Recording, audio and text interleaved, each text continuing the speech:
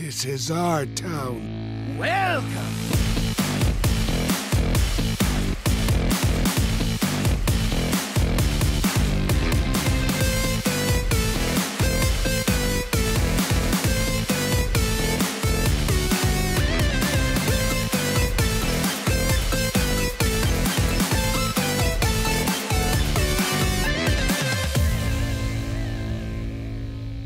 So, kind of starting out our week in Hearthstone. What you been up to? You've been laddering, been just testing out stuff, getting ready for new cards?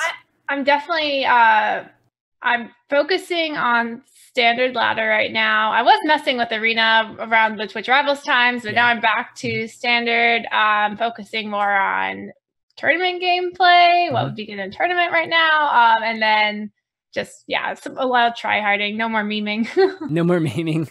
No more memes. What were you memeing with? I didn't get a chance to. Obviously, you haven't been on since that period. So, any cool decks you were having fun with? I'm a big fan of my spiteful elemental mage. Oh, wow.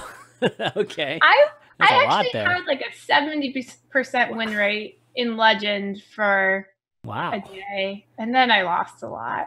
But it was working against certain decks. I don't know. Yeah, just the meta swings there. Yeah, you know, the good matchups one day, and then I also tried a beast druid.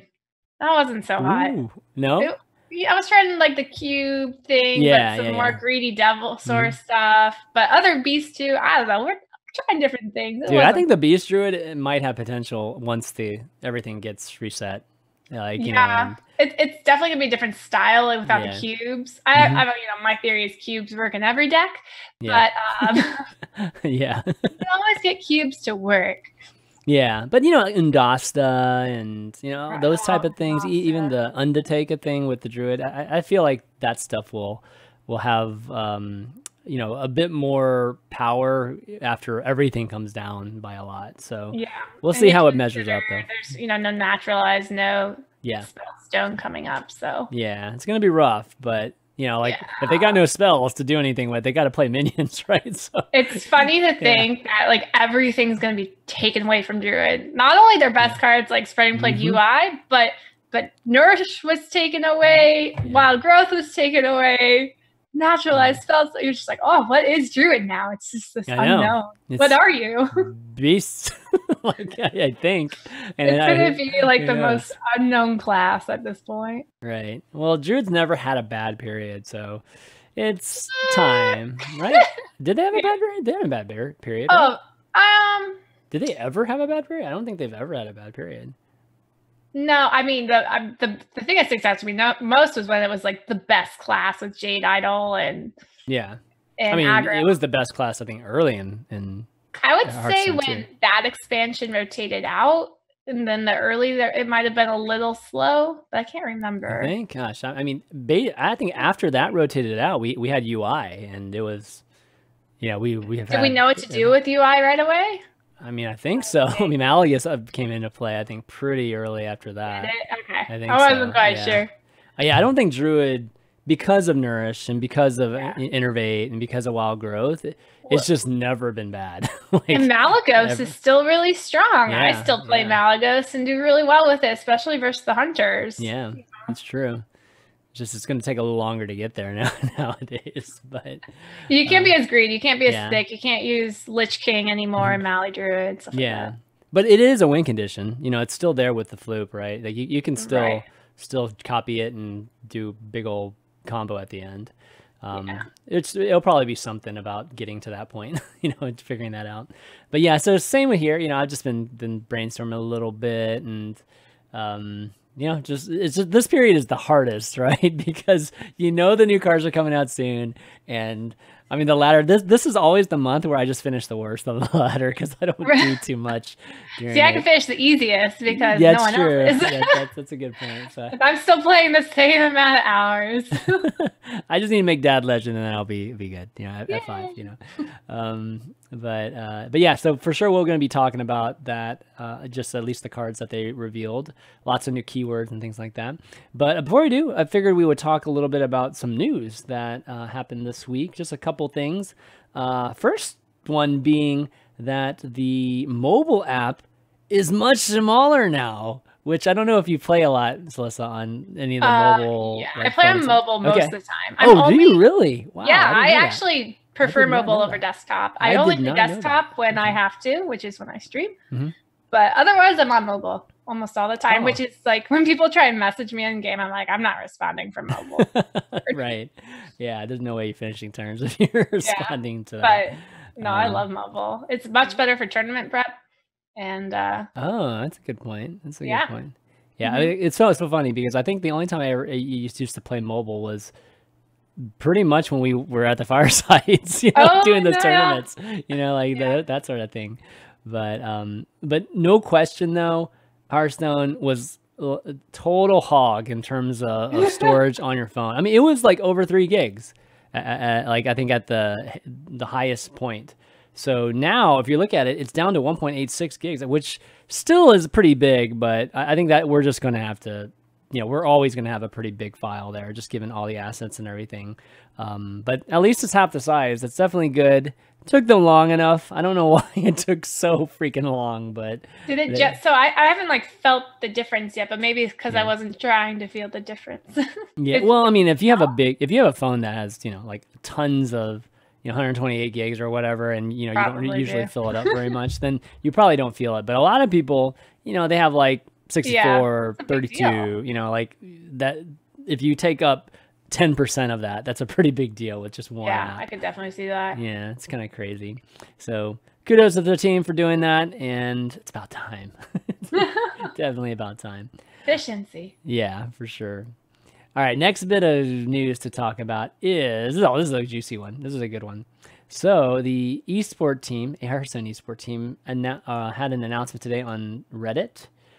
Sam Braith, I think it's Braithwaite, I think that is how you pronounce his last name, the senior global franchise lead for Hearthstone Esports, posted something on Twitter basically addressing the whole Roger and Reall thing.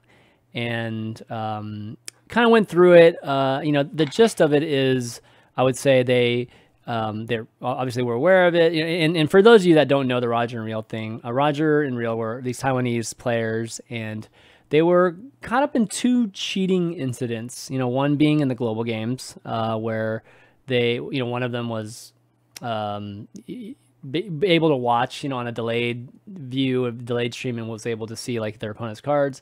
And then, you know, they obviously got caught for that. They were disqualified at that point, and then kicked, you know, basically were out of the tournament. And they were like on the verge of being top 8 too. So it was a big deal that happened. And you know, that involved Tom and Shaxi as well. But also, you know, Roger and I believe Reall as well were involved in the just in win trading, which, you know, those of you not familiar with win trading, that's when you're at the top of Legend, and you can confirm this or not, so like when you're at the top of Legend, when you win, you go up more than you go down. Is that how it works? So when you're at the top, there's bubbles. It's kind of weird. So there's times where like I could be ranked 25 and win and get to 23 and then win and be at 23 still. Like you could like sit there and win again, 22, and then you could like hit this bubble and like rise to 10. You're like, well, now I'm ranked 10. Like there's bubbles. It's a little interesting. But obviously, like the more in the gutter you are, the less you climb, and then once you're in the middle, you climb more. And then once you're at the top, you're not climbing very fast. Okay, so like once you get past these bubbles, I guess, you know, there's definitely a point where you can kind of win and lose at the same, like you can go 500 and you can actually continue to climb. And that's usually when this win trading thing happens. And it generally happens at the top. And I don't know how many people do it, but you know, this is not the first time it's happened and people have gotten caught. But anyways, Roger and Reall got caught doing it. And, the Hearthstone Esports team has never said anything about it. You know, like nobody's, I mean, it came out that it happened, but they hadn't really made a statement about it at all. And so this is like the first statement talking about it since then.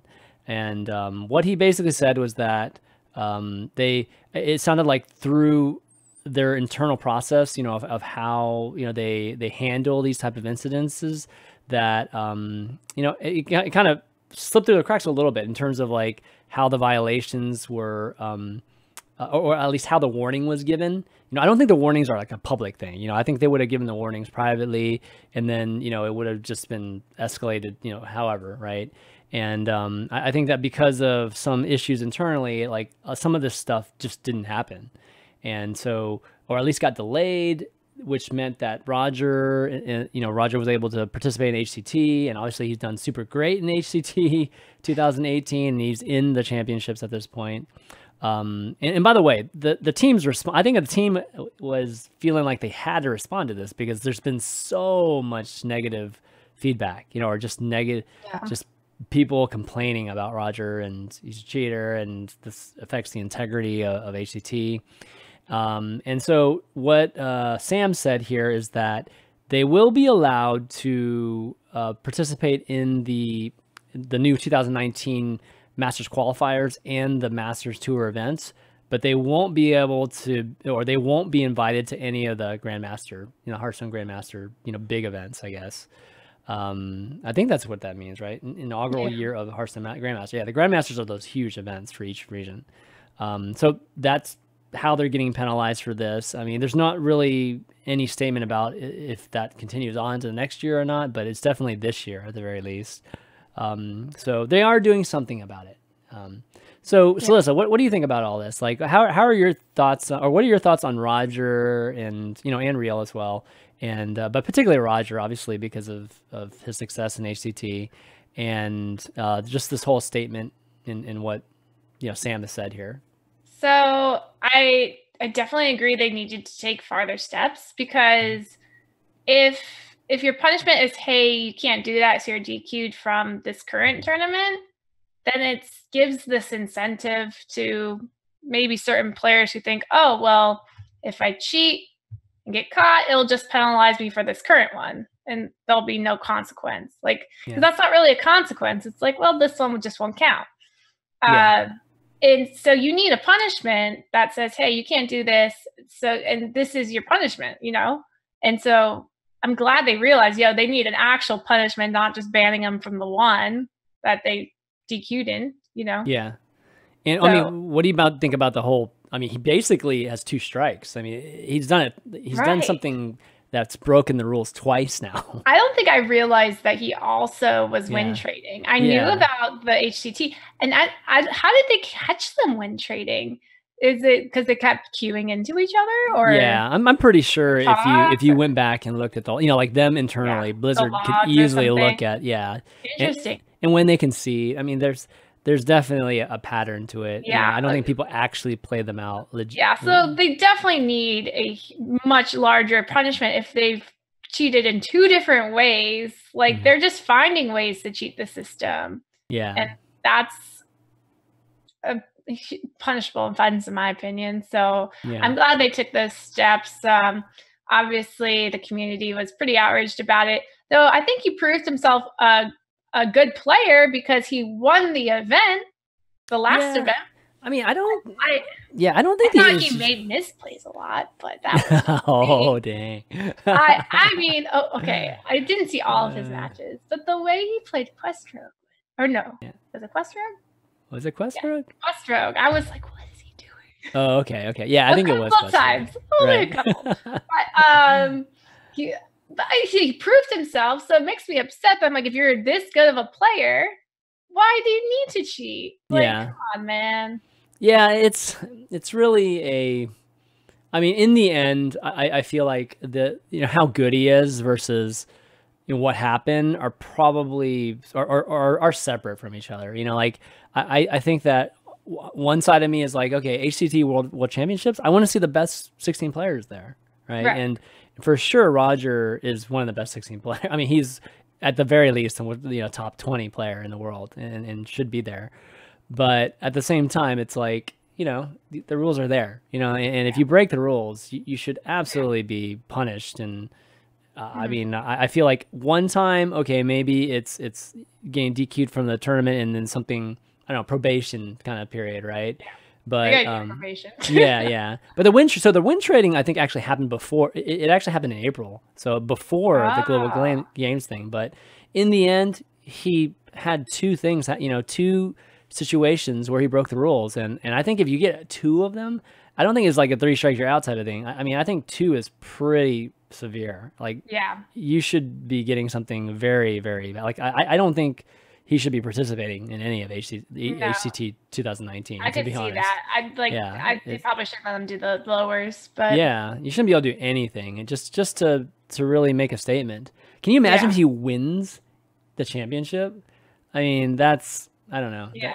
That would be a major statement if you had a world champion that was, I don't know. It would probably scuff the HCT as well. But give me 1 second. Hold on. Yeah.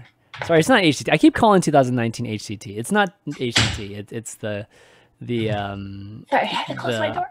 Grandmaster. Yeah, I was just saying, like, I keep calling it HCT, but 2019 is not HCT. It's called, right. Yeah, a brand new thing. So it's potentially a PR nightmare for Blizzard, to be honest. But you know, in some ways, I think it'd be better for them if Roger did not win or didn't do well in the tournament. And I hate to say that, you know, for all the Taiwanese fans out there, but it's probably the truth in terms of Blizzard. He probably shouldn't have been allowed to participate in the first place. Right. And it's like one of those things where they could really pay the price for allowing that to happen. But yeah, and I'm sure, speaking to the players who participated in the winters, no one wanted to say anything. No one wanted to admit they didn't want him there. But they didn't. They didn't, right? Like, I don't think they did. Wouldn't. They said, I don't want to talk about it. That's all they would tell me when I asked. Right. And I know you had Raven on the show. Raven's like, it's not my job to talk about it. Like, he talked about that my job is to report. Like, right. I mean, as a caster, sure. Like, he's not supposed, he's supposed to be unbiased there, right? But I think the overall consensus from the tone was that no one wanted him there. I mean, he takes a spot. Yeah, he's taking a spot. He takes a spot from somebody who's, been trying equally as hard and didn't break the rules, right? So I think that's where it's a real killer, is that happens. And on top of this, right, there's this whole other type of storyline or whatnot that's going on that involves, like, Saiyan, right? Because David spoke out against how he thought that Roger should not be allowed to participate in HCT, and apparently what people are saying is that the Taiwanese fans aren't going to be welcoming of David when he goes, Saiyan. Like, really? Yeah, I don't think he's gonna get very good reception there because the Taiwanese fans are behind Roger. So even though he cheated twice. Yeah, apparently. And that's really unfortunate, like, it's the win trading especially, right? And I think I saw Firebat talking about this at one point, but the win trading directly impacted his HCT standings. You know what I mean? Like that's how you get your score. Right, that's how you get your points, right? So and if you haven't done the end of end of month ladder grind, it is so tiring. I've done it once, and I spent 30 hours playing in the last 2 days. 30 hours. Yeah. Wow. To lock in my top 200 spot. Yeah. So imagine those people going for 50 or 25, because the decay, it's there, especially when a lot of people are trying. Yeah. So you got to be ready to re-queue if you're about to drop. You're constantly trying to get into top 100. And then there's times like you get greedy, try to get top 50, and then you jump. It's a whole thing. So they figured out a system to cheat it when all these other people are spending 30 plus hours. Yeah. In 2 days. It's very tiring. Yeah. So that did have a direct impact on results. That's why I think, another reason why I felt like it should have impacted him. I mean, it should have been done this year. He shouldn't have been able to compete in HCT. I mean, compete in HCT up to where it happened, and then, he shouldn't have been able to do winners for sure. Which obviously would have impacted him being in the World Championships as well. But better late than never. I mean, it is good that Blizzard's done something. It would have been just awful for them to just take this, just outrage from the community and not do anything. But I hope it doesn't affect the World Championship. This is definitely not how we want to end HCT, on this type of note. So, I'll be honest, I kind of hope that it does just kind of end up being not much of a storyline, and Roger, doesn't do too well, because if he does do well, then I don't even know what's going to happen. Like it's going to be asterisk by that, right? Like a total asterisk champion. If he wins. No, they won't want that, because they're already trying to come up. They're already coming up with celebrations to celebrate HCT being the final. So it's not how they're going to want to see it go down. Yeah. And so we'll see what ends up happening with him, but hopefully this is a very, very good message to everybody player wise, that just don't do these type of shortcuts. Like you don't really need it. You'll be punished months later. Yeah. No, that's not what we're promoting here, Slysssa. We're totally not promoting that. But hopefully people will just stop doing those type of things, because there's always that the underbelly that we hear about, and I don't know, I never get a chance to see any of it, but there's always talk that there's always people trying to get ahead, however, so. Oh yeah, I hear talks too, man. Yeah. Crazy. Not going to be sharing those here, but we need a little spice. So I guess this is providing some of the spice leading up to the World Championships, right? All right, but we'll see. We'll end up seeing what happens there, and I guess let us know what you guys think in terms of how you guys are responding to all of this. But next up, we're going to get into the Rise of Shadows. But before we do, I just want to let folks know that this episode of Value Town is sponsored by Robinhood. If you're not familiar with Robinhood, Robinhood is an investment app that lets you buy and sell stocks, ETFs, options, cryptos, and all commission free. So you don't have to pay anything extra in terms of when you make a transaction. While other brokerages charge up to $10 every trade, Robinhood doesn't charge any commission fees. So you can trade stocks, keep all your profits. Plus, there's no account minimum deposit needed to start. You can just immediately start with any amount. The simple, intuitive design of Robinhood makes investing easy for newcomers and experts alike. You can view easy-to-understand charts, market data, and place a trade in just 4 taps on your smartphone. That's the great thing about it, is that it's all a mobile app. You can also view stock collections such as 100 most popular, and with Robinhood, you can learn how to invest in the market as you build your portfolio. You can discover new stocks, track your favorite companies, get custom notifications for price movements. Like if some stock just jumps like super, a ton, you can actually get a notification for that, and then just never miss the right moment to invest. So Robinhood's getting viewers of Value Town a free share of any like some popular stock. And so you get 1 share, just kind of help you get going. And I've done it before. So it's like these it's almost like little packs or whatever. And they just like revolve, and you have to pick one. And once you pick one, it shows you like what you got. And so you can get like a share of Apple. Like it's just depends on how lucky you get and whatnot. But Apple, yeah, exactly. Apple, Ford, Sprint. But anyways, it has to help you get started with your portfolio. So sign up at value.robinhood.com and you can participate now. All right, the Rise of the Shadows. Let's talk some new. I forgot. God, I always forget to turn that off, man. I'm such a nub. I've been doing this so long, and I'm such a nub.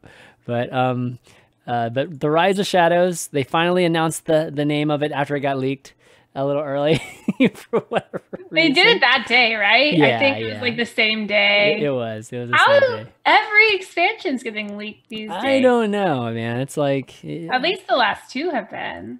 Did they? Did the last one get leaked too? I don't even remember that. The last one had 2 separate leaks that were slightly different, but one was correct. Wow, that's brutal. Yeah.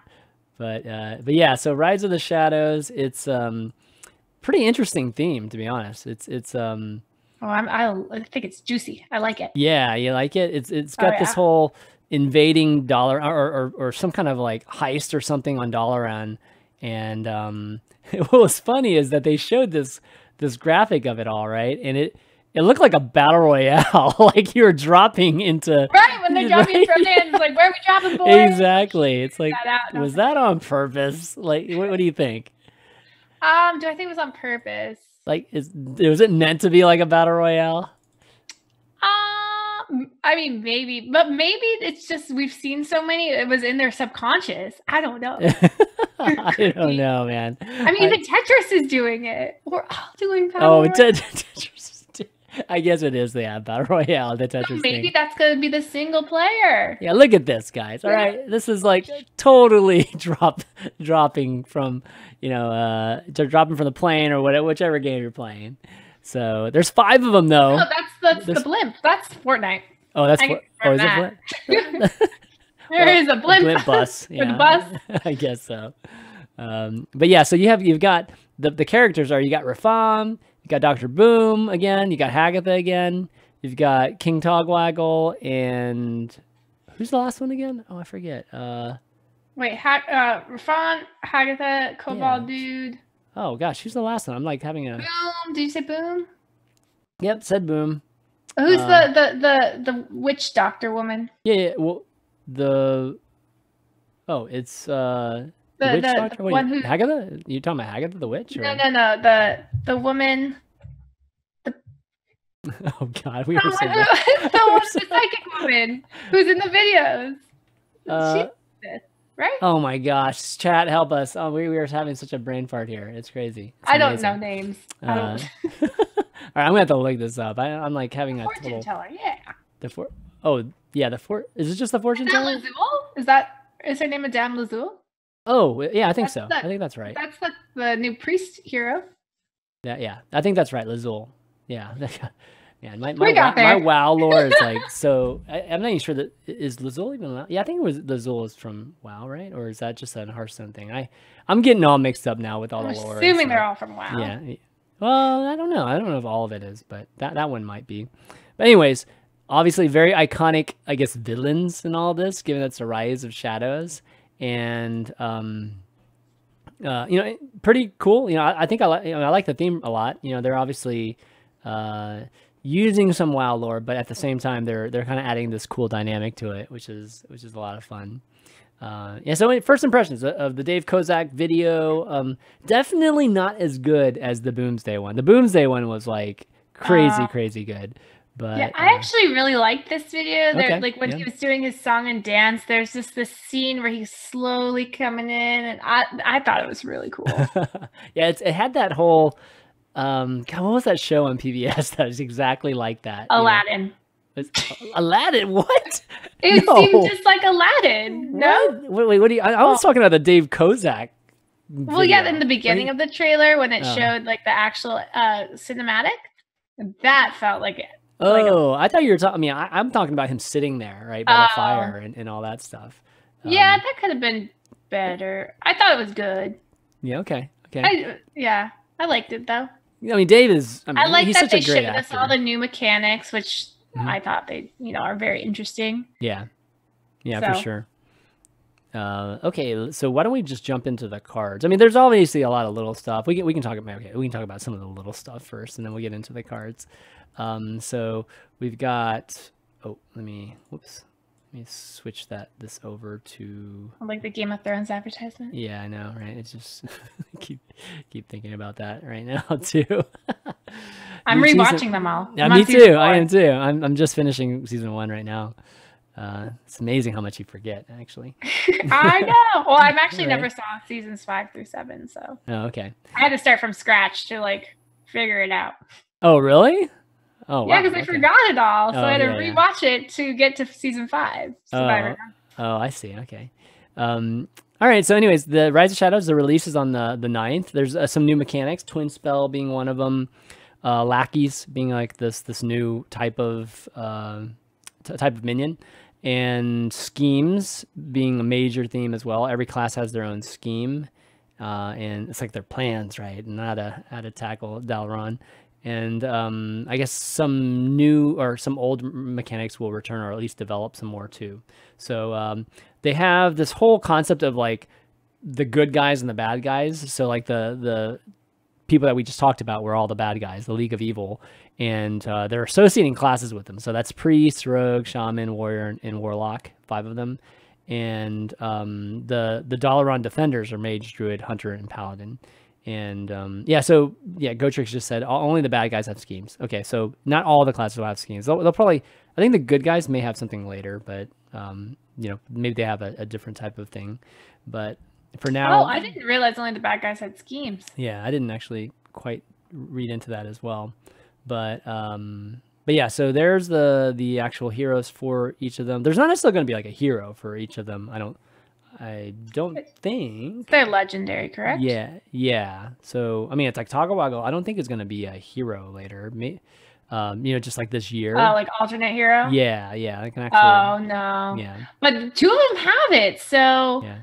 And Rogue, Warlock, and Priest won't have alternate heroes. So that's actually an interesting point. Mm-hmm. Oh, the twin spells are what the good guys have. Yeah. So that makes sense. Good guys have twins? The other ones don't? No. So bad guys have schemes. Good guys have twin spells. And let's see, the pre-order bundles. We've got a $50 one and an $80 one. The $50 one comes with 50 packs and the card back and a random legendary, which is awesome. The the $80 bundle comes with 80 card packs, a jewel, the Jewel of Lazul card back, just like the other one, a random legend as well, and then Madame Lazul. A random golden legend. Yeah. Oh, sorry. A random. No, is it golden? It just says random. Yeah, it's golden. They didn't write it there, but it is. Awesome. Okay. And then you actually can get the both priest bundles if you want. Well, yeah, you can buy both. Yeah, it's a good deal. I have both. You have both? Nice. I haven't bought it quite yet. I'll probably buy it really soon here. But you get Madame Lazul, the priest hero, in the last one, so yes. I'm really, really interested to see that one. I actually like her. I've been using her. Yeah? Yeah, I didn't think I would at first because I like Tyrande, but there's something about her that her hero power is really cool. It's this like pink stars out of it, and it's really I'm really digging it. Nice. I didn't think I would though, but I do. Yeah, I like the. I mean, I play enough Freeze, so that's definitely one I'll be using for sure. All right, so we've got also the reveal schedule, which let me show you that as well. But they had just announced the first thing with Korra. Oh, did they? I missed that.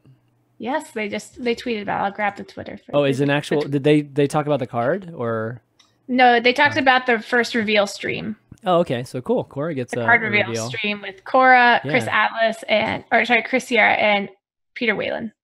Oh, okay. Oh, so Korra's going to be like the Brian Kibler of it. Yes. Yes, Korra's going to be doing that. Nice. Yep. Wow. Yep. They just announced it 2 hours ago, and it's going to be on March 25th at 10 a.m. Pacific. Oh, wow. Okay, great. Yeah, it'll be awesome seeing Korra get a chance to do one of those.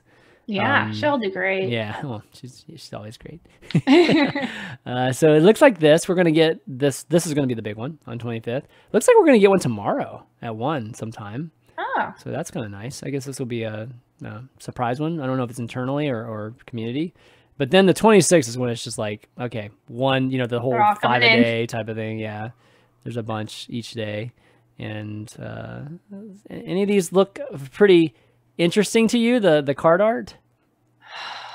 Tyrande. That's Tyrande right there, right? Where? Bottom right? Bottom there? Right? Oh, yeah. It could be. Yeah. That does look kind of like Tyrande. Okay. That is cool. Oh, that's that neck. Wait, what's the... what is this guy? Yeah, what's that guy? This guy looks totally different. To the left. Yeah, that's a Murloc. That's another Murloc right there. Oh, 2 Murlocs. Murlocs. Oh my god. 2 Murlocs. I might actually be able to use it in Shaman when I get that stupid Murloc spell all the time. Is that spell going away? Maybe that spell's going away. It probably is because the quest is going away. So I thank goodness. That spell's going away. Man. That's the most useless Never get spell. to use it. Always it's get it. It's never going to be efficient. But that means Hagatha is going to be better. Yeah, true. Ooh, look at this. This is like I don't know what, the zombie pirate or something? I don't know what this is. This is weird. She's real creepy. Yeah. Yeah. This is such a hunter card, and I can't even... Where's this schedule at? Let me link it to you real quick. There you go. Thank you. And yeah, so pretty.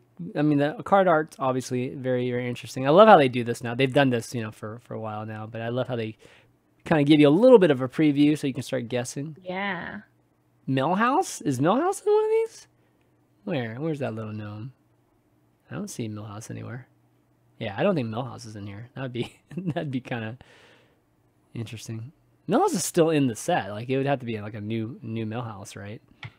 Oh, it's this guy. I think he's Yeah. thinking maybe it's Millhouse, but Oh. I don't think so. This looks like some kind of mech-ish thing, right? Or Yeah, that looks Frankenstein or something. I don't know. hopefully mech. Hunter needs a mech with its new card. For sure. Okay, let's get into the cards now. Enough of this fluffy stuff with this the expansion. Let's get to the goods. Nitty gritty. All right, so let's talk about. Okay, we'll talk about these three. These three are not the most. It talks about the lackeys, so we'll kind of start there. And there's a twin spell too. Okay, so we've got Evil Miscreant, which is a 3-mana 1/5 rogue card combo. Add 2 random lackeys to your hand. And let me show you the lackeys real quick too. Yeah, I actually haven't looked at the lackeys yet. Okay, so this is remember this is a 3-mana 1/5 card. Combo. Yeah. Whoops. And I'm gonna turn this. I'm gonna turn this off after I. 2 random lackeys. Okay, here's the lackeys. Is Rogue the only class with lackeys? I don't know. I don't think they said, right? I think the lackeys. Right, lackeys sounds like they can come from the 2/1 that gives you 2 random. Yeah. Cards. Yeah. Okay. Yeah, I don't think that's necessarily just a rogue thing, but definitely the cards that we've seen so far it is. So the lackeys, there's 5 different lackeys that you can get. This is obviously all RNG depending on which one you get. And one's an ethereal lackey. It's a 1/1. All of these are 1-mana 1/1s. They just have different battle cries. So the ethereal one has battle cry, discover spell. The faceless one is summon a random 2-cost minion, which that's pretty good. That's good value. That's really good, actually. It's not even a combo. It's like here. Yeah, it's just like, hey, 1 mana have 3. Yeah, right? Crazy. And then Goblin Lackey, give a friendly minion +1 attack and rush. Really good with Think so? There's some like poison stuff you can do in Rogue. Oh, yeah, I guess so. That's true. Might be better in like, I don't know, the Hunter stuff already has rush though.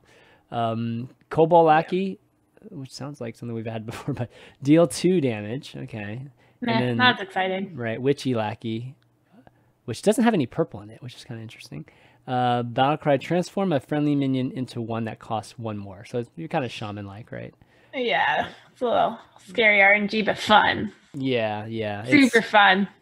Yeah, I think the faceless one by far is the best one. Like, it has so much tempo.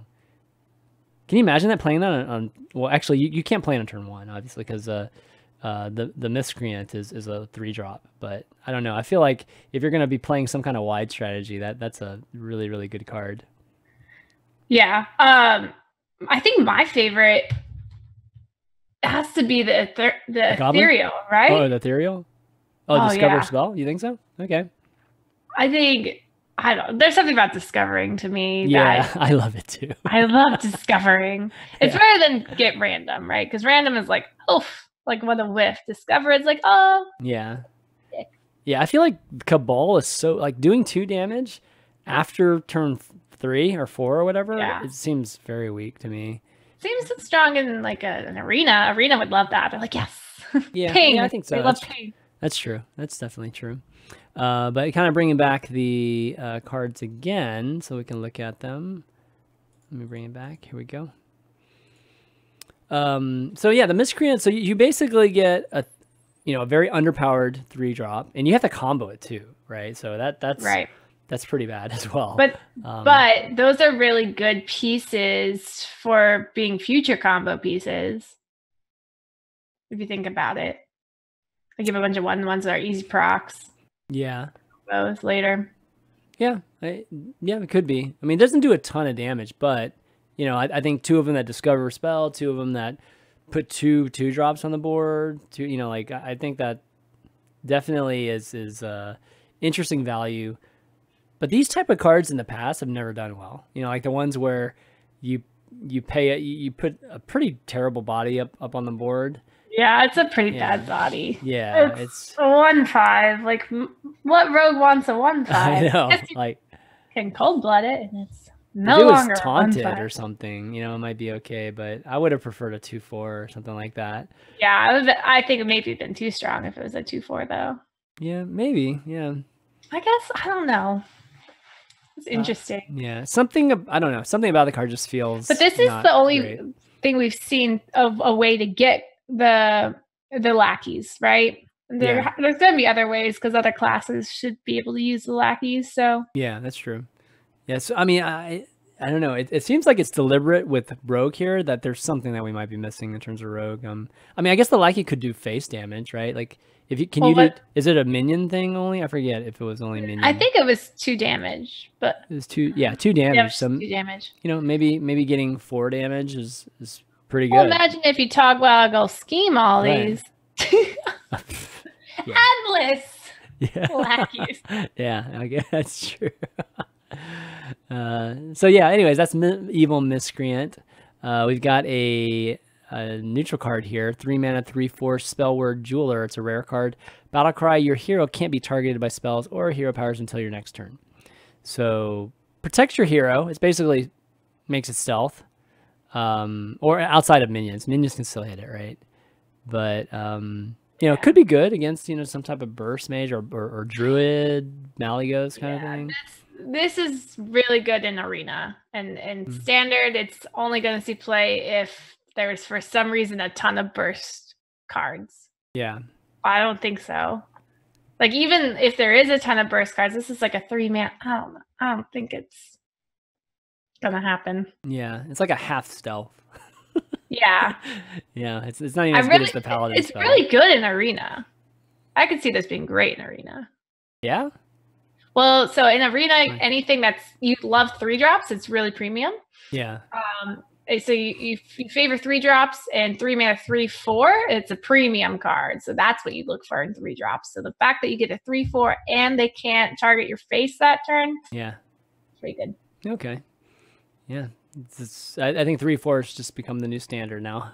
It's standard by. Well, 3/3 is the vanilla. Anything less is and then the 3/4 is what you always look to get. Yeah. Spider tank. All right, 8 mana of druid card here, the Forced Aid. It's a rare card, and this is the first twin spell keyword, and it's summon 5/2/2 treants. And what twin spell means, by the way, is that when you play this card, you will get a copy of this card minus the twin spell keyword.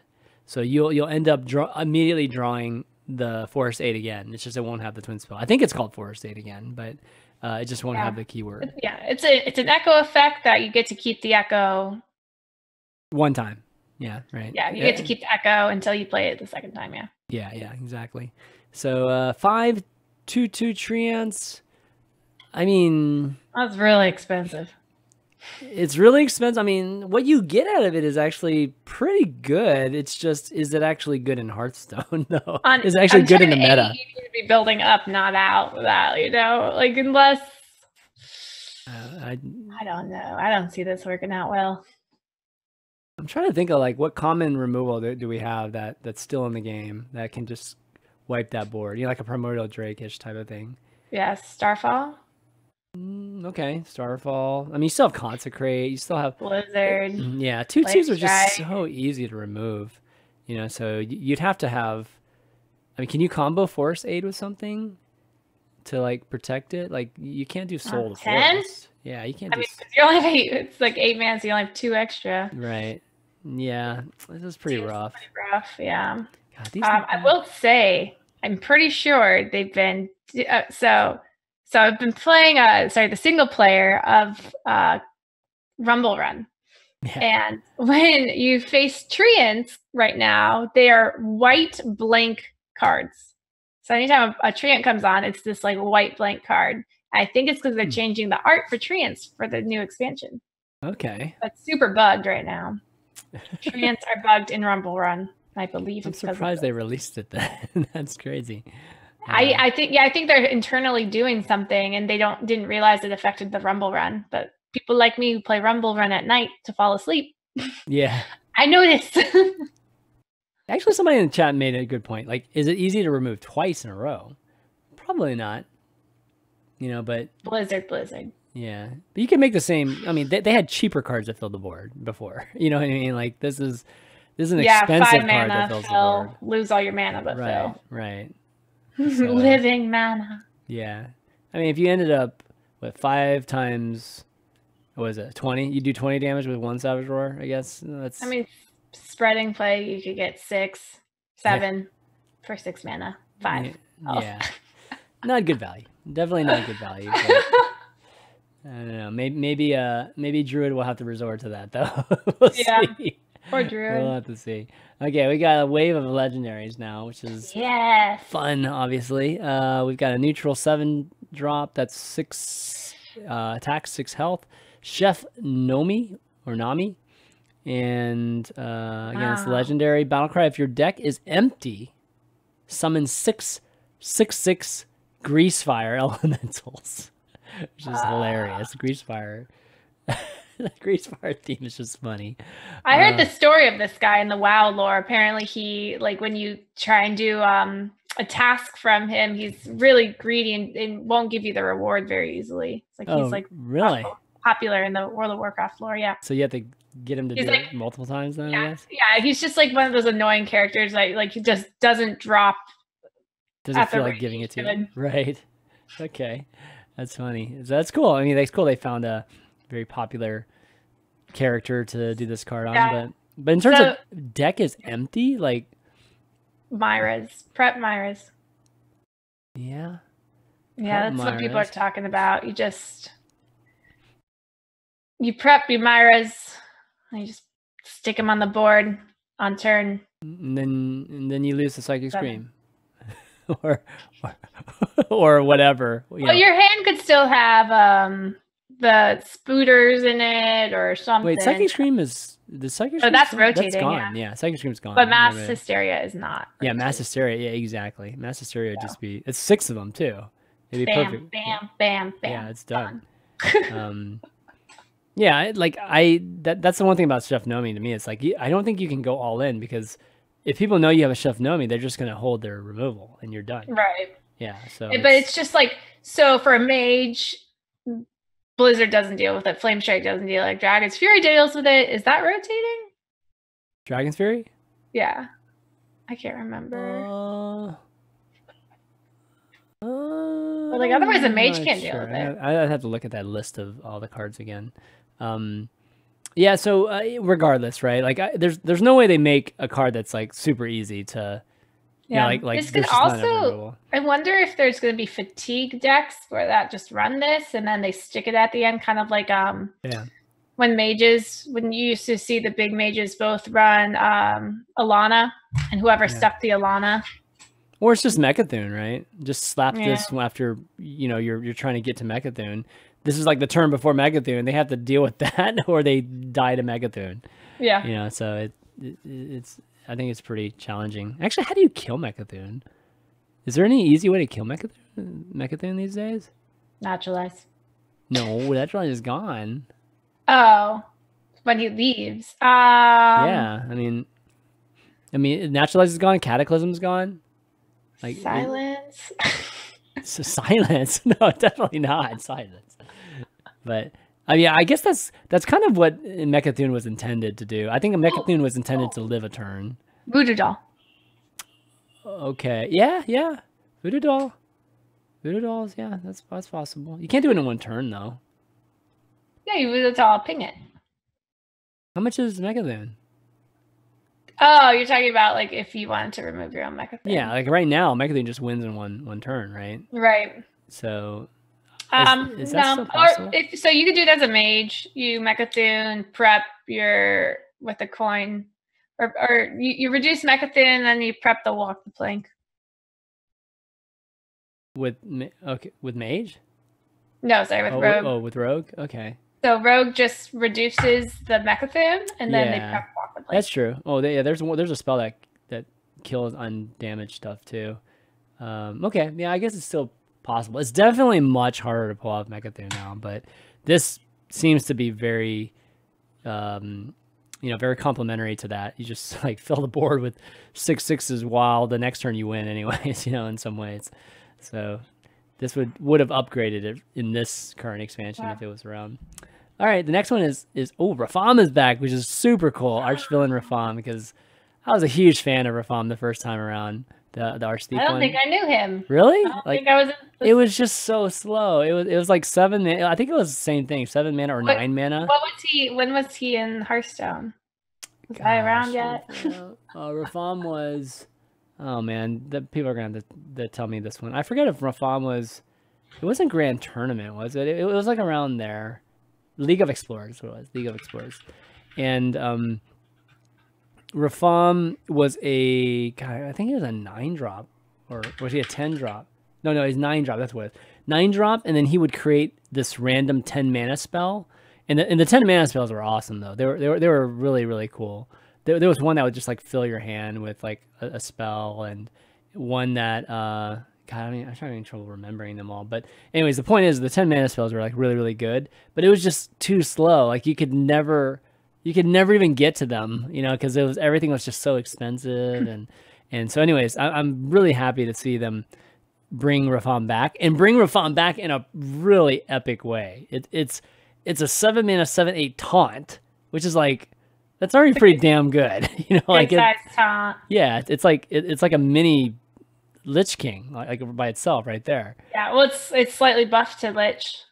Yeah, true. And then Battlecry, replace your hand and deck with legendary minions, like Golden Monkey on steroids level. Like that's awesome. It's so RNG though. I don't know. Yeah. I don't know how I think about this card. Yeah. I mean, for sure it's fun, right? No question, meme-wise, it's super fun.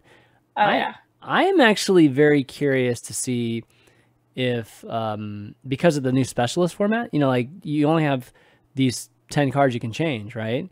If you actually ran Rafam, you're actually getting more than those, like those 3 decks. You're getting more than those 40 cards. You're getting potentially like 100 cards, like whatever they can have. And like my experience with Golden Monkey back in the day, you played Golden Monkey, right? Or did you ever play that card? Yes. Okay. Golden Monkey back in the day, I felt like half of the cards I would get would be good. Half of them would suck. Yeah. Half of them would be good. Yeah. And you'd wait till later to play it, right, so that you kind of were like running out of options because you're playing more hand control style. Yeah.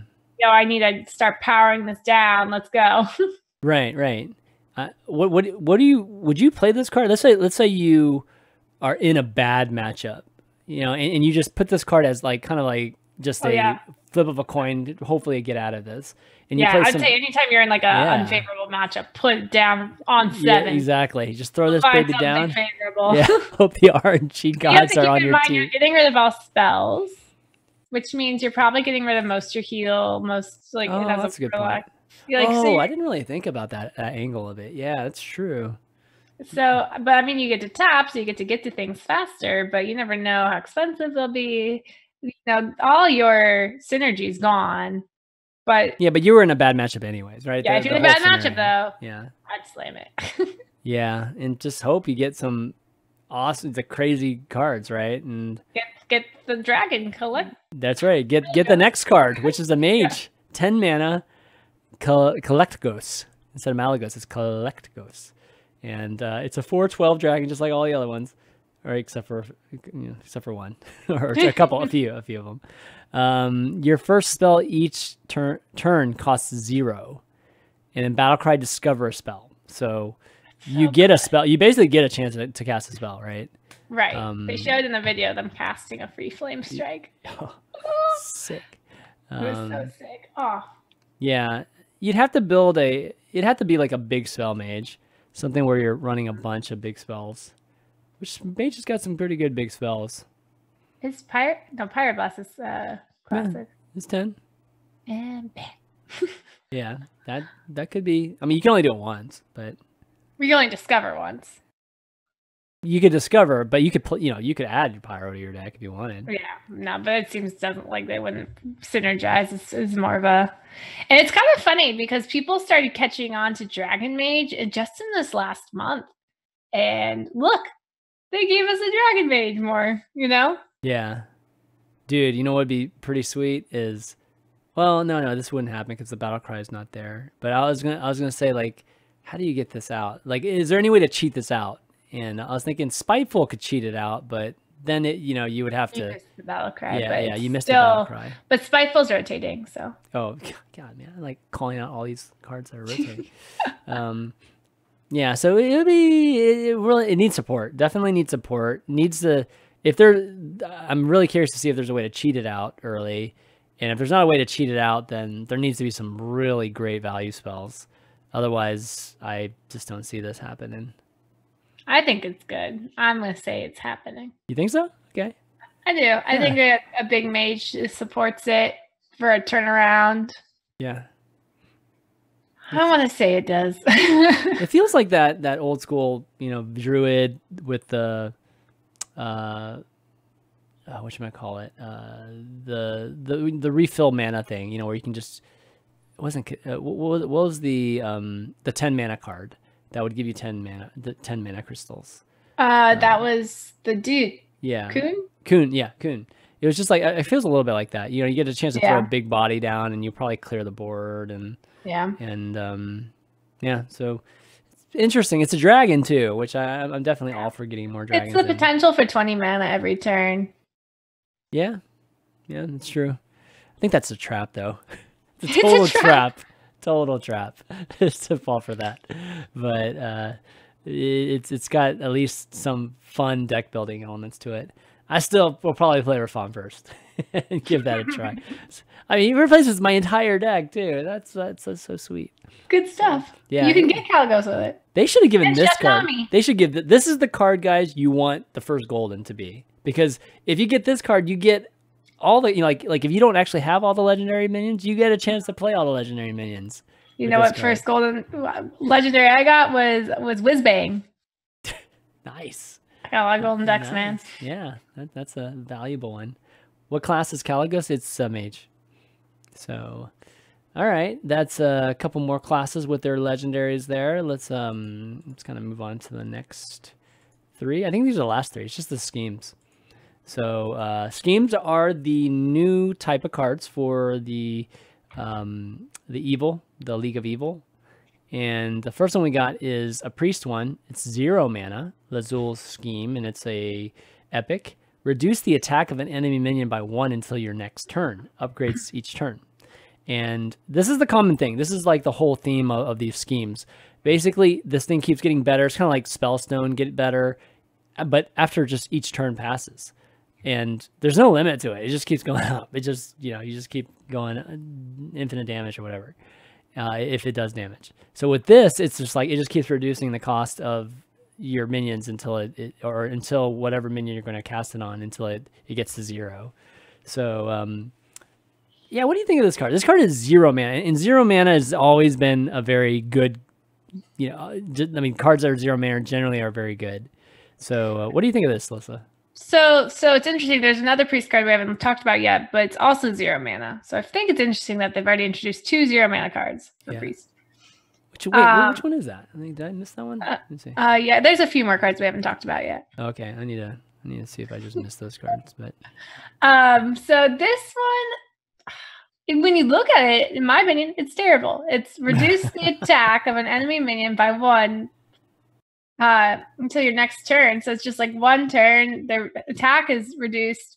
Warlock had a card like that, and it was an echo card. You could reduce a ton of it, and no one ever played it. But with this, I could see it maybe being good if there was like a Shadow Madness type of, I'm going to steal, when I reduce, steal, buff, OTK you.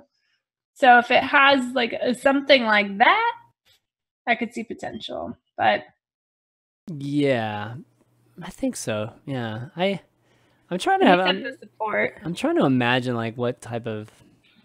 It seems like a combo priest card to me. Yeah, you think so? Yeah, reduce, steal it, like with Shadow Madness. Is that rotating or is that classic? Shadow Madness? Shadow Madness is, golly, I would suck at Streamer Showdown, dude. I would suck at my own game. I think it's crazy. But like, if that is that standard? Shadow Madness is just standard, right? It's just like basic. That's classic. Then I could see it being a combo card. I don't see, it's way too. It's not greedy enough to be like a true like removal piece that priests would just run. Yeah. It's like, I don't know why I feel that way, but I agree with you that it makes sense that it's going to be potentially, I mean, it's definitely a steal combo thing, whether it's Shadow Madness or it's Cabal Shadow Priest or removal with Shadow Word Pain, that sort of thing. but it just feels so expensive. Just having, you know, 0 mana. Yeah, all the Expensive. no, well, not expensive. Meaning it takes a card slot. Right. Like, Yeah. the You only fact get 30 cards. Yeah, and it's like if Lyra still existed, dude, I'd be all over this stuff. Like this would just be an auto ad, like not even, wouldn't even flinch. But because Lyra's gone, it's like, okay, well, maybe Auctioneer and some Miracle Priest, but you know, this is only a single target too, right? You can only change like a giant or something to be small, but yeah, I don't know. Someone else brought up a point. You could use it and then Topsy to kill the minion, but that's again 2 card spots. Right. So I'm on the fence on this one. I definitely can see a lot of different combos, but it just feels like it's not enough value for a card slot. You know, like, yeah. You know, I don't even know what type of deck that would be. I guess if it was a combo priest, then I guess that would make sense. Yeah. All right. So next one we got here is a rogue scheme. It's the Togwaggle scheme. This one's actually rare though, so not all the schemes are the same rarity. This one's got a lot of people excited. Oh yeah, and it's because choose a minion, shuffle 1 copy into your deck, upgrades each turn, so you can just fill your hand with some type of Pogos! Yeah, and Pogos is obviously the one that they showed us too. They just like filled their entire hands with Pogos, and then they just, you know, it was like watching Jade Druid or something. I want endless Ziliaxes because Ziliax can they can attach to your Pogo because Pogo's a mech. Oh yeah. So if you just you got 2 Togwaggle schemes in your deck, right? So you use one of them on your Pogos, you use the other one on your Ziliaxes. You're never gonna die. But you have to get there, right? You have to not lose to aggro. Well, you only get 5 of each, right? But I guess it's into your deck. It's into your deck. Oh, sorry, it's into your deck. Yeah. So you're gonna get like 10 of them. 10 Ziliaxes. Yeah. You're never gonna lose. There's no way that's gonna be super strong. Like, what? No, what I'm saying is like there is no way they didn't test that. Like that can't be broken. Well, That's it's just only gonna work. Like the reason Pogo Rogue fails is because it loses to aggressive decks. It beats Druid. Like every time I've played Pogo Rogue, at least I can beat a Druid. Okay. Because it can beat the slower decks who like, we've already naturalized twice and now you're putting up 14, 14, 16, 16s and attaching a Ziliax to it. Like I can't deal with this. Right. So the Pogo Rogue's biggest struggle is aggro. So unless Rogue actually gets enough early game to deal with that, then this card won't work. But I'm excited. It seems like it works, but the part of me that's like, no way they would allow this card to be super strong. It's the new Jade Idol. No, that's the last. They never nerfed Jade Idol. They didn't do it. But Jade Idol was slower though. Like this, I feel like it's auto shuffle 3. Yeah, but it was much later though. I mean, where it actually played a big role. I mean, the Pogo, it grows much faster. You know, like the Jade Idol took like a good 8 turns to really get to be something significant. You know, not 8 turns, but 8 cards. You know, like playing 8 Jade cards to actually get significant. Pogo, you play 8, you're like 16. I mean, you're like super huge at that point. So that means this is better. That's what I mean. So this is actually better than Jade. So I'm hoping it's not as good as that. Like what we're thinking it will be, because that would be stupid. That'd be stupid for that to be so strong. You can make the biggest bunnies. Yeah, you can. Just keep going and going, and it's not legend. It's not legendary. It's rare, so you can actually have 2 of these things. All right, so the next thing is the Shaman one, Hagatha scheme. This is a 5 mana one. Deal 1 damage to all minions. Upgrade each turn. All right. I mean, I don't actually think that Shaman needs removal. So I'm surprised they chose this for Shaman. Wait, Volcano's gone. Oh, maybe they do actually. Volcano's gone, and like Primordial's gone, and those type of battle cries that Shudderwalk could trigger. So yeah, I guess maybe they do need a removal. I think this is so. When I first saw it, I was like, I don't know how I feel. But then with the release of another Shaman card that we haven't talked about yet, the Legendary, Yep.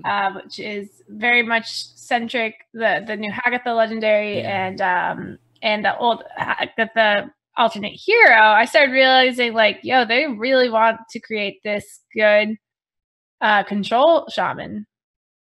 And I think that this is actually decent for that. That's the route that they want to go with it. Yeah, yeah.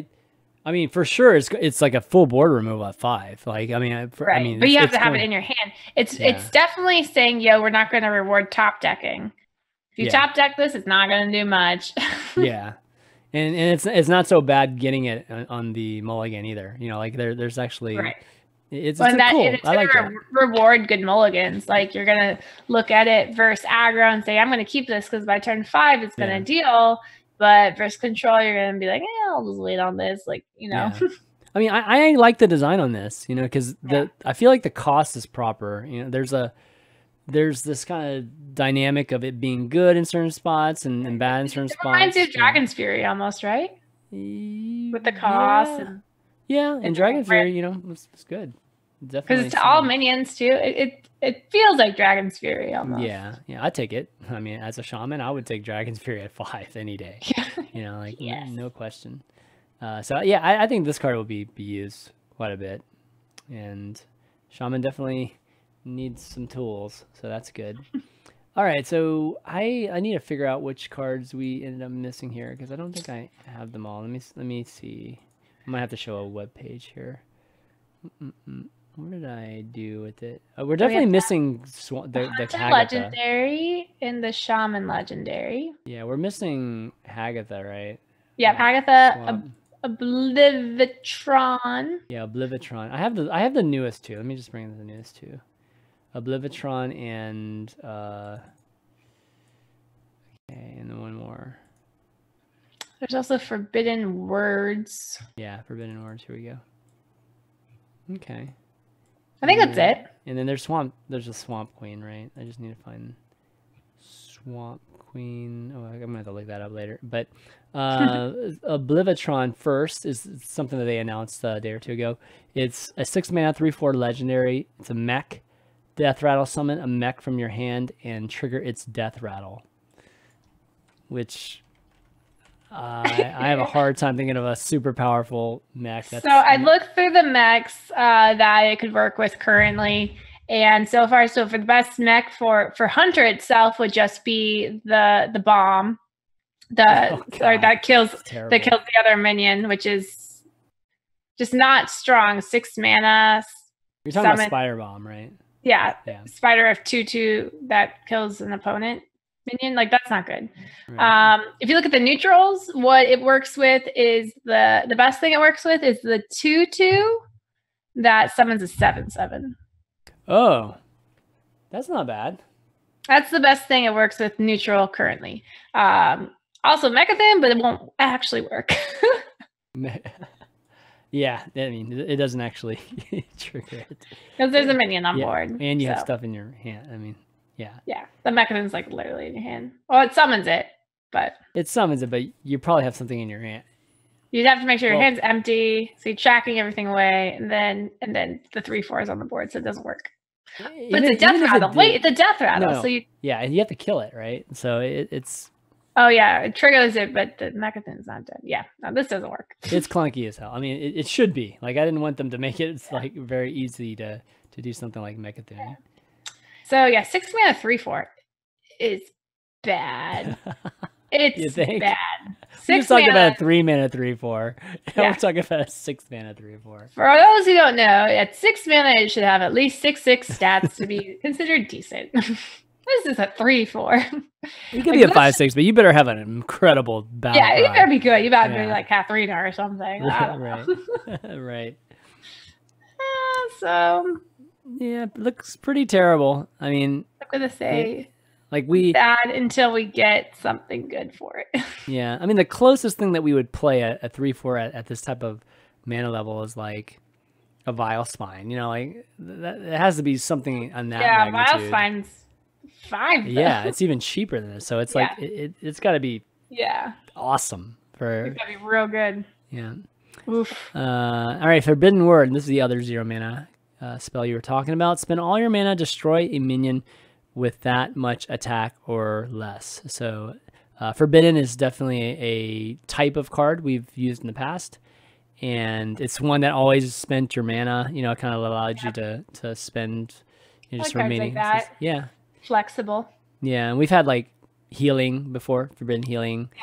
And this one is one where you destroy it. So it's kind of cool that you kind of have to match it up. You know, like a little bit of mana math to kill something, because you have to match the attack. Maybe strong in arena. Again, I don't see standard players using a spot for these 0 cards, especially without Lyras or something, unless there's some miracle priest in the works. Yeah. Yeah, it would be something control for sure. Yeah. Yeah, don't love this card. But it is 0. We'll have to see if we can get some miracles going again, and that's like the only hope. But we got Swamp Queen Hagatha, another Hagatha. Yeah, like I love this card. Hagatha. We got the Hagatha twins, basically, in your decks. 7 mana, 5/5. It's a legendary battle cry. Add a 5/5 horror to your hand. Teach it 2 shaman spells. Yeah, this card's great. So, have you seen it? How it works yet, or do you want me to explain it? Explain it to the. Okay. So basically, it's almost like if you've seen the Kazakus, how the Kazakus works. Kazakus used to just create its own spell, and it would have 2 random things that would be added to the spell, and that's what this does. So you discover a random shaman spell, and then you discover another random shaman spell, and those spells are attached to the card. It's a 5/5, and so when you play the 5/5, it's going to proc the 2 spells that you've taught it. If you pick a targeting spell, then your next offering will not offer a targeting spell. You can only get 1. So you might get a target and an AoE, or you get a target and a bloodlust, stuff like that. So it's really rewarding to players who are understanding the matchup and can think about like the game ahead. It's very interesting. Wow. Okay, so it's random targeting, obviously, right? For any target. Nope. Targeted. You can target. So let's say you do lightning bolt bloodlust. You can target the 3 damage, and then your board gets bloodlusted, and then while you're putting down a 5/5. Wow. So is there a limit to the spell? Like, is there a cap on the spells that you can teach it, or can you literally get any spell that shaman has? Any shaman spell, but the cap is that you only can have 1 targeting spell. So that's also going to factor in the way that you pick. Like, if you pick a targeting spell first, you won't get offered it second. So let's say your AoEs aren't good the first round, you probably pick the target so that you can look for an AoE or something. But if you don't pick a target spell the first time around, you're still going to get offered it the second time, which is going to reduce the probability of getting certain AoEs. So it's definitely going to be like very good card, in my opinion, for those like with knowledge of like a board state, how the game's going to roll out. Yeah. But keep in mind that the Swamp Queen Hagatha is a 7 mana 5/5, which we talked about. I mean, better stats than Oblivitron, in my opinion, but I just think that Shaman is really leaning towards control, and then this is going to be a really good control card that gives you a swing turn. Yeah, man, that's really cool. Yeah, yeah, you could get some serious value too. I mean, you're only about 3 mana off, anyways, and you're going to get I mean, for sure, you're going to get 3 mana's worth of spells, way more than that. Yeah, so yeah. So you have to, and I don't know how it works with schemes. So I don't know if you can pick schemes, and I don't know if you do, if they build. That's something I haven't looked into yet. But what do you mean?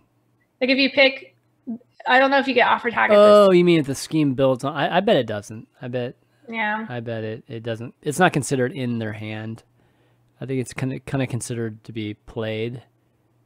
Or I don't know. That's a good question.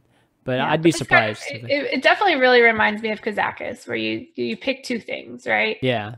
But instead of it being a spell, it's a minion that does the two. It's almost like a battle cry of spells. Right. Yeah. So that's kind of cool. It's good nuance that they did there. It's different. I think it's rewarding. It's a rewarding card for those who understand the game. Yeah.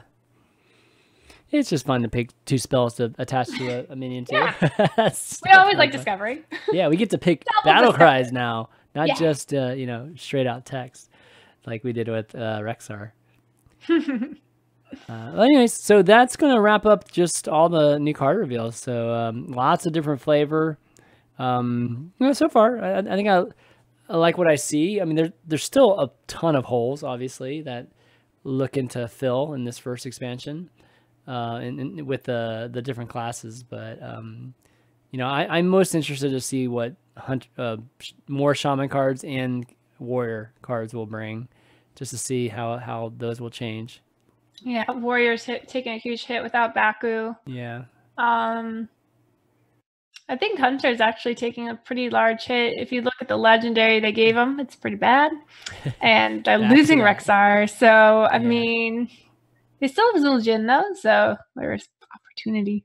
Yeah, Zul'jin. They lose all the death rattle stuff too. That's really brutal. They lose Play Dead. They lose Katharina. Yeah, it's gonna be a different world for sure.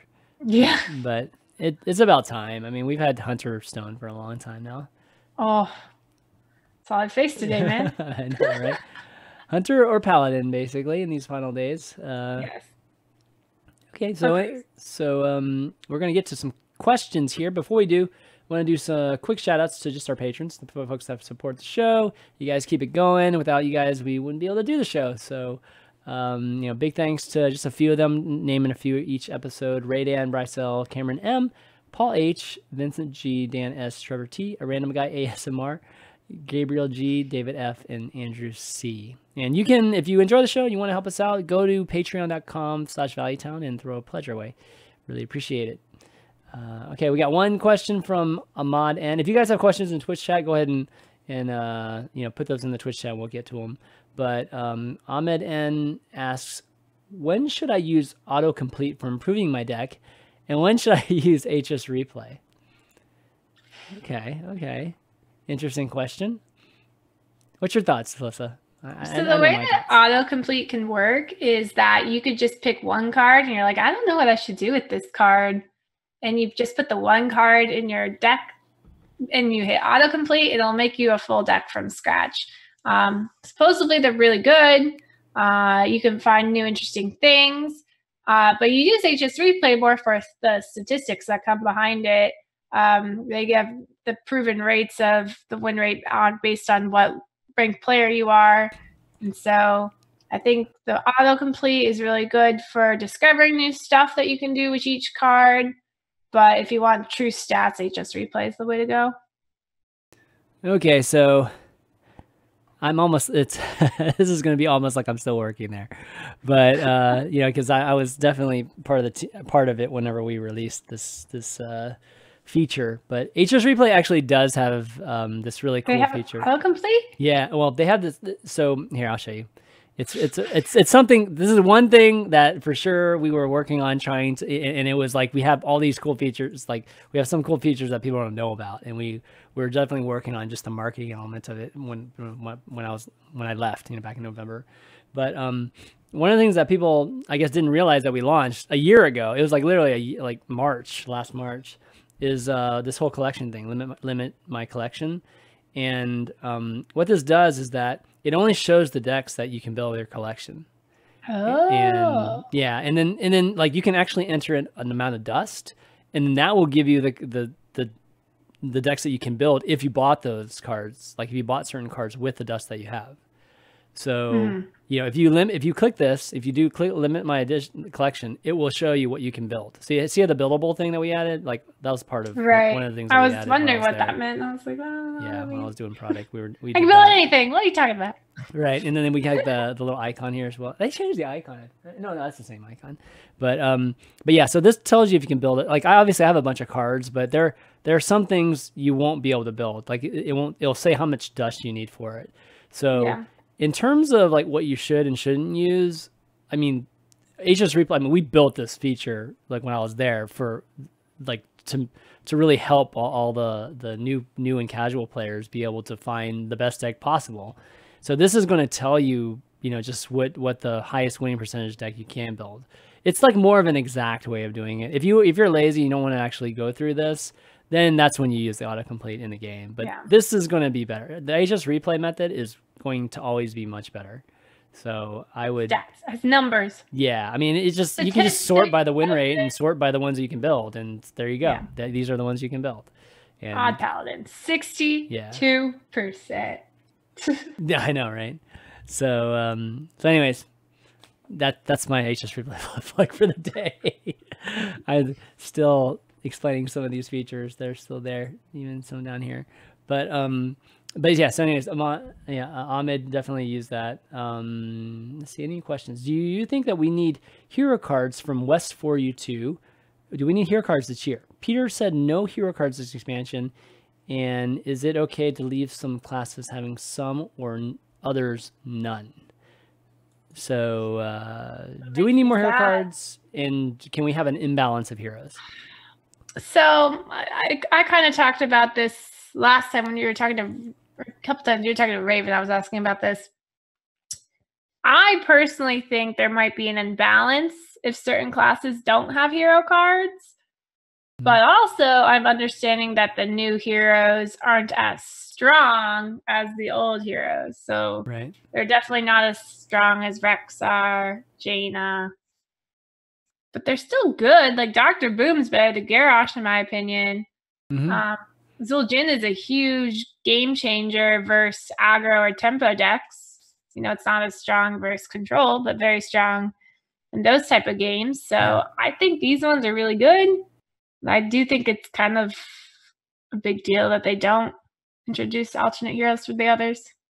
Yeah, I think that do we need to have heroes? I mean, generally speaking, I don't think we need to have heroes, but it's definitely yeah. I mean, well, it's definitely a way for Blizzard in the past to introduce new win conditions.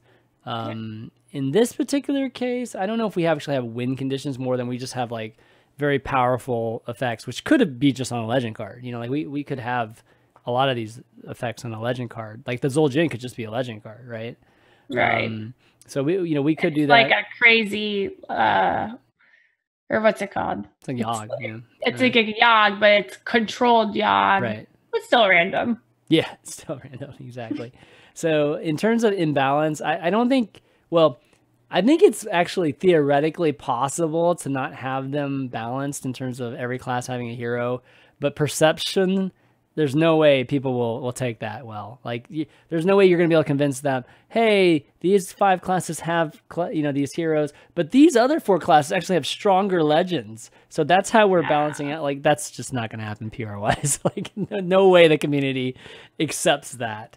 So I think Blizzard has to have 9 classes. They're going to give any of these secondary classes to any of the classes. They had to do it for all of them by the end of the year. So, not having any in this expansion is going to be kind of weird.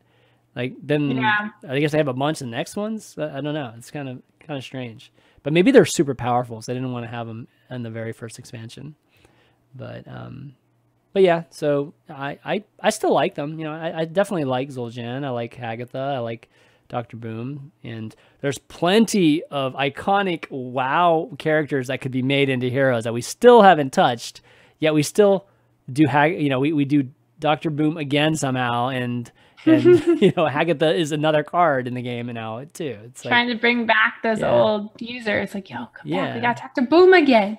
Yeah, it's like King Togwaggle coming back. I mean, he's not coming back as a hero, but he's definitely a big part of the storyline. Yeah. It's kind of interesting. All right, so we've got Imasek asks, what do you think about the Wild State? Would you nerf any cards personally, or are you playing only standard? I'm only playing standard. So, in my opinion, I played Wild for a month. I personally did not like it. All right. Hey, I give me some nostalgia. I was like, yay, Jade Idols again. And so I like the nostalgia feel of it. And I think that's what it's there for. But if you consider how many cards are getting rotated into it every year, it's way too hard, in my opinion, to expect them to be able to keep that. I mean, that's why we rotate cards, is so we can have new effects that aren't too overpowering with old effects. And I just think it's too big of a burden to really like keep that in line. I think they gave us Wild for fun, like, hey, you can still use your old cards if you want. But then people start taking it more competitively and more serious, and they're like, whoa, this was just supposed to be fun. It's Wild. It's literally Wild. That's why we named it Wild. Free Yogs are on. So, and I get where the Wild people are coming from. They're like, this is what we made. But at the same time, I don't think it's realistic to think that they could keep up with keeping things balanced over there. The balancing would be way too much work. Yeah. Agreed. I mean, when I think about the Wild state, I actually think the state of Wild is not terrible. I think it's probably better than we would all expect. You know, you think that it'd just be stupid, overpowered things, but, you know, something that could be just outright crazy overpowered. But I think because there are so many crazy overpowered things that nothing has been too... Oh, the even Shaman's man over there. Oh, yeah. I mean, but... 7/7s all over again. Yeah, true. But there's all kinds of things, though, right? There's crazy big priests, and there's crazy combo priests. Crazy Q blocks, and I mean, there's... So I think... It's a lot of crazy, and because it's so crazy, too, it's very polarized, so... Yeah, agreed. I didn't love it. I did not. I could update... I actually hit Legend on Wild with a standard deck, because I was getting so sick of their nonsense. What? I hit Legend with standard Odd Warrior. I was just like, yo, Shamans. Well, it's good. Stop. It's definitely good. Yeah. I was getting so sick of the Shamans over there. Yeah. So I used Odd Warrior standard. Can't blame you. Yeah, for that. Hey, Legend. Easy. That's funny. Yeah, so in terms of nerfing any cards, I don't think... I mean, I can't think of a card to nerf right this second, but they could just release Yoxeron. I mean, I saw somebody posting about that somewhere, and everyone hates Barnes over there right now, but yeah, okay, Barnes, all right, that's a good candidate. Barnes could be just Hall of Famed, but the Barnes keeps the Shamans in check, and the Shamans keep the people who play Barnes who don't get Barnes on 4 in check. And I don't know. Does Barnes actually keep that in check? Really? I mean, Barnes on 4 into Yasarj into Yasarj into you just win. Right. I'm gonna deal with that. Yeah, but that's not just keeping Shamans in check. That keeps everybody in check. Right? I mean, remember the hunter that was like that? That was ridiculous. Oh, I was great at that hunter, spell hunter. Everyone's like, why do you have 2 minions in your spell hunter? You're like, watch this. It's auto win. It's like if you get Barnes in your mulligan, it's auto win. It's like crazy. I had Barnes on 4. That was great. I love those days. You love those days. I love playing it too, but it was pretty ridiculous though, having that ability to win like that. But okay, well, anyways, I think that's all the questions we have for Q&A. So thanks everybody for the questions, and I think that we're gonna wrap up, Slysssa. So thanks for joining me and talking about some cards. It's always super fun, and super fun having you on the show. Thanks for having me. Yeah, for sure. Any shout outs you want to do before you take off? Hi. Hi, everyone who's here. That's my shout out. Yeah, everybody's here. Yeah, or listening. Actually, these days we have like way more listeners than we do watchers. But hi, listeners. Yeah. But yeah, for me, thanks to everybody that is watching live, and everybody that again sent in their questions, and big shout out to Robinhood for sponsoring, and all the patrons, of course. You can find the show on youtube.com/ChanmanV. Make sure you go and subscribe to it, because it's a new channel. You might think if you subscribed to a long time ago, that's a different channel now, so you have to make sure you go and subscribe again. Yeah. I ended up. Let me go subscribe right now. I ended up splitting the streamer showdown in Chanman And what used to be ChanmanV is now Streamer Showdown. So it's like really confusing, but I had to do it. It was just like. Is it ChanmanV? Yeah, it's ChanmanV. It's youtube.com/ChanmanV. So. All right, make sure I'm subbing right now. Yeah, I got to build that up again, which is like so annoying, but you got to do it. But I'm learning the YouTube meta now. I'm just starting to build my YouTube, and it's yeah? a whole different. Dude, it's a whole different space. Totally whole different. It's a whole different space. Yeah. I feel like a total noob over there. Dude, imagine podcasting is a whole, like the audio is a whole different space too. So. Oh my gosh, all these spaces. Yeah, I know, right? All these different metas I'm learning. Yeah. Just so many ways to get it, get our content out to great people. So it's awesome. But you can find the show also on all the audio channels. So that's iTunes, Spotify, Google Play, and SoundCloud.com/ChanmanV. Just look up Valuetown or Hearthstone. You'll find us. You can leave a review there if you like the show. That always helps out as well. But that's going to be it, guys, this week for Valuetown. So for Slysssa and myself, ChanmanV, we'll see you next week. We'll talk some more cards when they all get announced.